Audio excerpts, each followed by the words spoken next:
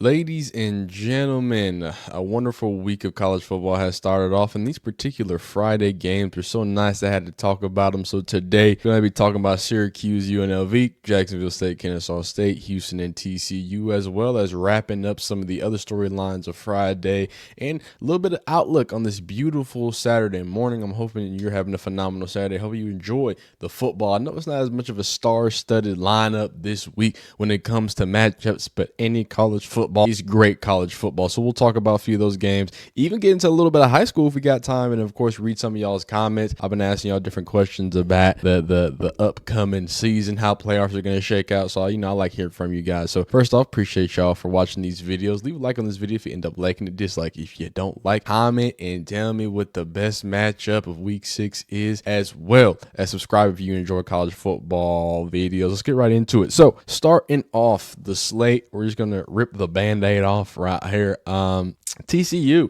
it's looking sad. Houston was, and I should have had this pulled up. I apologize that I didn't. I want to see. Houston was one of the worst teams. As we see, defense is not bad. Look at that. Anyway, but yeah, offensively ranked bottom half of the league, 111, 120, 100, whatever.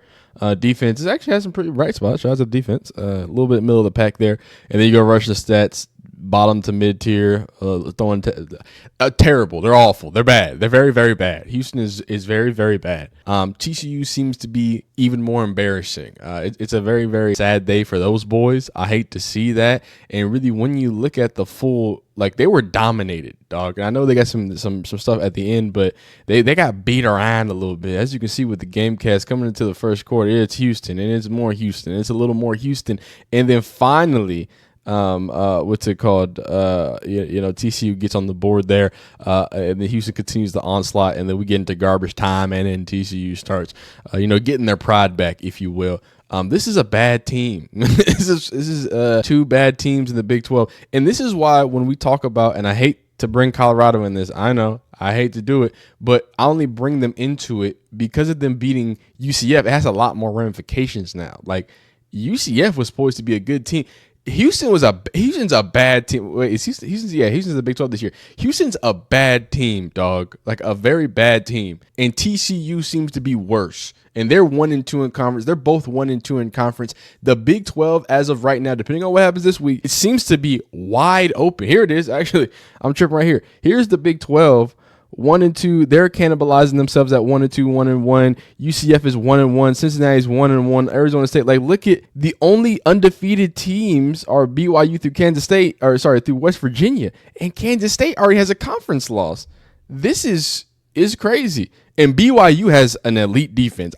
The way that this Big 12 is going to shape up, it's going to look real nasty, and it just confuses and complicates everything, I think. But we'll see. We'll start seeing what happens. We'll see if Colorado implodes, and it makes it even more confusing, and everybody else has some more display. So this really has, first off, classic Big 12 football. If you're new to the Big 12, Houston is fitting right in. You know what I'm saying? They're doing what they need to do, spraying around the yard and having a great time. But they have a decent defense, which is not very Big 12, so we got to get that fixed out. BYU too, y'all got too good of a defense. Oh my God, I can't show this to be in the Big 12. Continuing on, Syracuse versus UNLV. This was, I think, the biggest biggest storyline, obviously, with the whole Matthew Sluka situation and the Taj Mahal. What's his name? The Haj Mahal, Mr. Malik Williams. He's a dog. Let me just say that right now. Both of these teams, I didn't get to watch this full team. I watched a little bit, and then I came back and I watched some highlights and recouped that.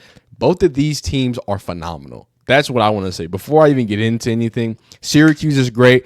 McCord can be great. And I also see why Ohio State fans had a problem with him, because he can be elite and then just sometimes what? I don't know what that throw was, but okay, everything else is great. Timing is great. I see the leadership there. I see that he can do that. And then on UNLV side, Mr. the Maj Mahal or the Taj Mahal, wherever they call him, the dude's a guy. He's back there running around for his life. He's lowering his shoulder, getting touchdowns. He's delivering his guy. And then number 11 White was all over the field. 2 blocked punts, one almost block punt, and we're going to get into that, and then one block punt that gave him a touchdown. And then, of course, he was all over the field when it came to being an actual receiver. That dude was both of these teams are fun to watch. Both of these teams feel like real college football teams. When people talk about, oh, college football is dead, it's not dead. Dog, because you're only watching SEC football. Dog, watch a Friday night game and watch UNLV and Syracuse play their hearts out, going back to back to back, scoring and here and there. I don't think that anybody should be hanging their head low after these types of performances. Kyle McCord, 40 for 63. He only had 345 yards. That's actually crazy. He threw 63 passes and only had 400 yards. But still, 400 yards, 3 touchdowns, only 1 interception. When you think about throwing it that many times, 1 touchdown, it's not that bad. Obviously, Hodge, 227, 3 touchdowns. And an interception, Mr. Allen for 70 carries, 71 yards. Oh, yeah, Syracuse got them backs. Whoever that is that ran, and we're going to get to that in, that won in overtime, just gets stuffed and just, he just puts his arm through his fucking face. That was awesome. That was great. That's real football right there. Obviously, Mr. White here, 10 receptions, 135, is all over the place. Godinson with 10 receptions, 142. Look at this. Look, can y'all see it, or is my giant forehead in the way? Look at this little, you know what I'm saying? Where's the thing at? Y'all took the thing. Oh, there it is. This is crazy, dog. Down, then goes up, then goes back down underneath my head, and then goes back up, and it goes back down, and then goes right back up. Because Syracuse wins it right there at the end. Absolute phenomenal game. That's why we play the game. Like I said, I think both these teams are great, and they're going to be great. Why am I reviewing this? I don't know. It was just a game that was on. Kennesaw State got thrashed by Jacksonville State. Kennesaw State's first year at the FBS level. It's not looking phenomenal. But hey, man, that's what happens in the first year. You come up and let them rejuvenate, lubricate. I don't know. Do something with it. They got nice uniforms, though. They're yellow. That's all I got to say about Kennesaw. Let's continue forward. Oh, my God. Hey, Dylan Gabriel is going to get throttled when he plays Ohio State. That's what I have to say. Both of these offenses, first of all, Oregon's offense is explosive. The play calling is good. I can't believe I forgot to talk about the Oregon game. The play calling is elite from both of these guys, but not from both of these guys, but from Oregon. I liked what I saw. I liked what I saw from Dylan Gabriel. I liked the fact that he kind of put his head down and put his noggin down and got to business when he needed to. But if we're really looking at the team that they just beat, this was a pretty wounded, not wounded as in injured. I don't think they had a bunch of injuries. Y'all let me know. But wounded as in didn't look great when they got in the red zone of Michigan State. Obviously, you had 2 red zone picks from Dylan Gabriel that were not phenomenal. 2 interceptions, 2 touchdowns, 257. Mr. Childs, 10 for 17, 154. That fumble at the goal line is just absurd from Michigan State. They just look like they don't like winning games anymore because it's a sad sight at Michigan State. But yeah, man, their leading rusher had 32 yards, if that means anything, while Oregon's leading rusher had 166 yards for a touchdown. The legend, Mr. Marsh, had 3 receptions for 58. He's always going to show up. Tez Johnson with a cool 10 receptions, 84, and a tutter, doing the busy daddy netty nasty work. Yeah, man, Dylan Gabriel is on fraud watch. Absolutely, positively, for all time. But yeah, here's the full tale of the tape. Oregon needs to slide up out away from the top 5. It's disgusting. They're going to get exposed if they have to play Ohio State. When they have to play Ohio State, who do they play next? Somebody tell me who they play next. Who they play next? Who they play? Who they play next? 10-12. Guess who? It's them Ohio State. That's going to be a phenomenal day for college football. I hope them Oregon boys is locked and loaded. We're going to look at some bookmarks. Like I said, TCU fans, not the happiest. Let's take a look at some of these plays. God, you're not supposed to see my Clippers. You're not supposed to see what is in my shopping cart. I want to talk about this because it does seem like in the conversations of the Heisman, right, we need to talk about influentiality. Right? That's not a real word, but how influential are you? Cam Ward's celebration has taken the world by storm. It's in high school. It's all around town. Obviously, you had people, Virginia Tech players, doing it to Cam Ward. Just a testament to the level of influence this dog is having and the season they're having. Read off some sad TCU peoples, and we can also get into the Calgorithm a little bit here too. Oh, wow, I went right back to where I needed to be. Get right back to the algorithm. Stay of the program. Kaz came up to me and former players on the sideline and said, "Who the are y'all?" While down 17-0, let's worry about what's happening on the field. Wow.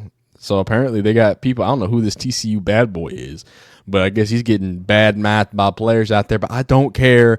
Show me more high school highlights. We're going all over the place right now. We're reading tweets, highlights, all types of stuff. We're just recapping the Friday. And on this, oh wow, that's loud. On this beautiful Friday, looks like a ball gets thrown down, and the Texas commit gets the interception. Guess who he points at? Guess who he points at? The Sark, because he's lurking that there. Hey, hook 'em horns. That's all. I'm pushing propaganda at this point. I'm pushing propaganda, and I love me some good high school football plays. There's nothing I love more than watching these crazy high school football plays.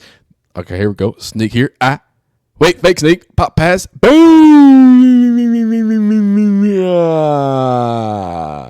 I love it, man. I just love foosball, son. I love foosball. I think they just doing the Cam Moore thing. Yep. See? It's everywhere. But this is in Miami, though. This is, what's it called? The team that Teddy Bridgewater coaches. And they're going against their, like, big rivals. I think it's Miami Central or Sentinel. Both just they pump out D1 talent. They just pump out D1 talent, both of them. Here he is again, 5-star commit Jonah Williams. Had himself a night. Them Hurricanes talking. You got the old Taj Mahal here, I believe. Oh no, this is McKizzy. He throws a beautiful ball. That little shovel pass. Ugh. Number 1 dog. Ugh. He was big boying people, man. Putting his arm through people's chests. Oh, it looks like the Miami and the Cal people are coming together nationally.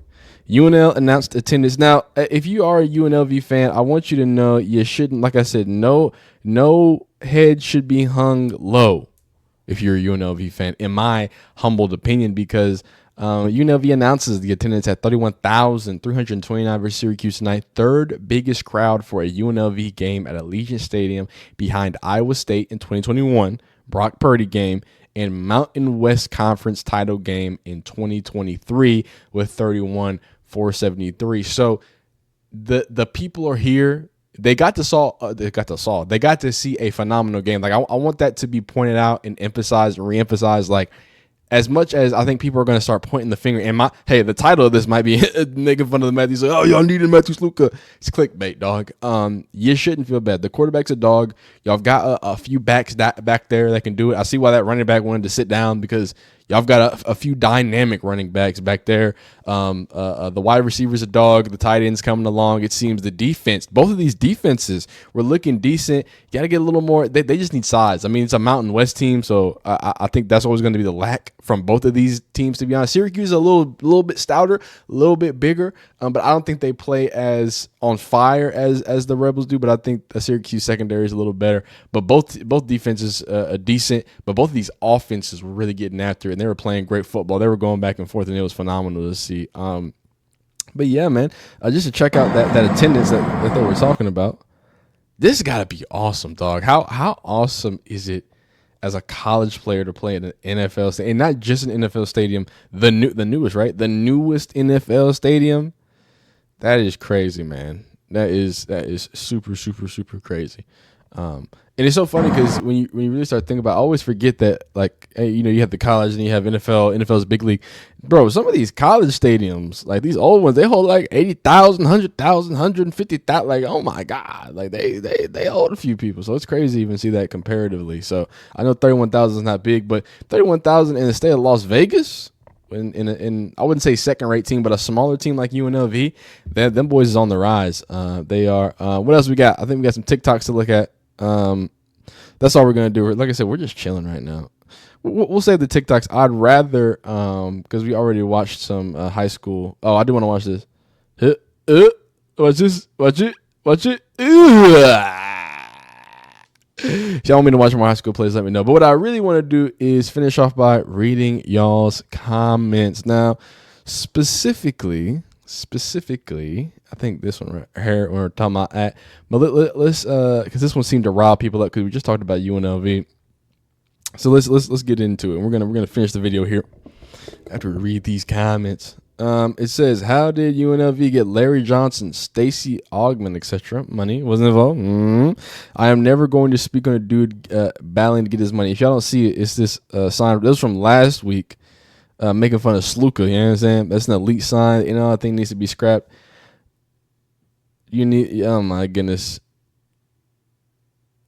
Okay, y'all ain't really have a lot to say right there. Y'all was yapping. Y'all was straight yapping. Straight yappolition. How do y'all wait? This is the wrong thing. Look at me. I'm not even together right now. Anyway, I appreciate y'all so much. Appreciate y'all commenting. I appreciate y'all hanging out with me. Just get ready for a great day of college football. We'll see you soon.